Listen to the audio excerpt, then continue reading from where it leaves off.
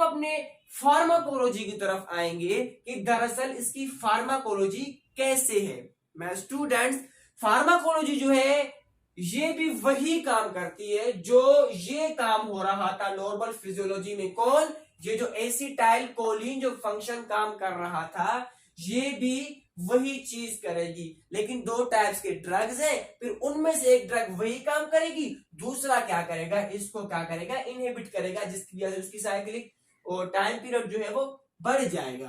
तो ड्रग्स जो हमारे पास कोलिनर्जिक ड्रग्स जो है ऑटोनॉमिक नर्वस सिस्टम के, वो है हमारे पास दो टाइप्स के ड्रग्स। कौन कौन से हैं? कोलिन एगोनिस्ट, ठीक है, कोलिनर्जिक एगोनिस्ट। नंबर 2 एंटीकोलिन ईस्टरेसिस। इनको डायरेक्ट और इनडायरेक्ट भी कहते हैं। Direct drugs, indirect drugs. Direct और इनडायरेक्ट क्यों कहते हैं? वो इसलिए कहते हैं कि जैसे ही क्या होता है, यहां से एसिटाइल कोलिन रिलीज होती है, फिर वो जाता है अपने टारगेटेड ऑर्गन के पास जहां पर निकोटिनिक और दी मस्कर्निक रिसेप्टर मौजूद होते हैं। ये जाकर के ड्रग क्या करता है, इनके साथ बाइंड होके काम करता है। और इनडायरेक्ट ड्रग्स क्या करते हैं, यहां पर दूसरा जो कोलिन स्ट्रेस जो मौजूद होता है, एसिटाइल कोलिन स्ट्रेस, उनको जाकर के कर देते हैं बाइंड, उनको क्या करते हैं, ब्लॉक करते हैं, इनहिबिट करते हैं, जिसकी वजह से इसकी टाइम पीरियड इंक्रीज हो जाती है, बढ़ जाती है। इसलिए इनको डायरेक्ट और इनडायरेक्ट भी कहते हैं। तो कोलिनर्जिक एगोनिस्ट हमारे पास मजीद दो टाइप के ड्रग्स हैं। कौन कौन से ड्रग्स हैं? कोलिन स्ट्रेस की सूरत में, दूसरा स्ट्रेस, और alkaloids. Number 1 choline stress, number 2 alkaloids. अब हम देखेंगे ड्रग्स को कि कोलिन स्ट्रेस में हमारे पास कौन से ड्रग्स हैं, अल्कलॉइड्स में कौन से ड्रग्स हैं। माय फ्रेंड्स, कोलिन स्ट्रेस में हमारे पास ड्रग है नंबर 1 एसिटाइल कोलिन, नंबर 2 हमारे पास कौन सा है, bethanechol. Acetyl choline, bethanechol. Number 3 क्या है, कार्बाकोल। क्या? कार्बाकोल। There are 3 drugs. कौन सा? Acetyl choline, bethanechol, carbachol. Alkaloids में हमारे पास दो ड्रग्स की ड्रग्स कौन कौन से हमने लिए हैं, मस्करीन, ठीक है, दूसरा क्या लिया है, पाइलोकार्पाइन। मस्क्यूरिन, पाइलोकार्पाइन। ये जो ड्रग्स है ये डायरेक्ट ड्रग्स हैं। ये क्या करते हैं, कोलिनर्जिक एगोनिस्ट है। ये कोलिनर्जिक एगोनिस्ट क्यों?